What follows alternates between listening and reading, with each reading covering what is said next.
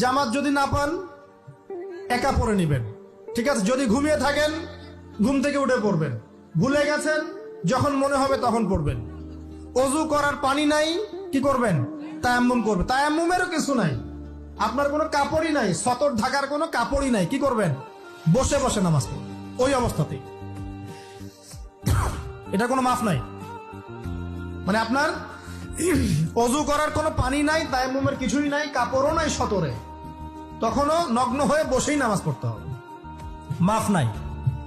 যখন শোয়ানো হবে মাথা থেকে কি থাকবে? সালাত। তাহলে আমরা যারা ফরজ সালাত এখন আদায় করছি না, আজকে তওবা করেন, বলেন আস্তাগফিরুল্লাহ আল্লাযী লা ইলাহা ইল্লা হুয়াল হাইয়ুল কাইয়্যুম ওয়া আতুবু ইলাইহি। হে আল্লাহ, আমরা তওবা করছি, সারা জীবনে যত নামাজ পড়ি নাই এই সমস্ত নামাজ না পড়ার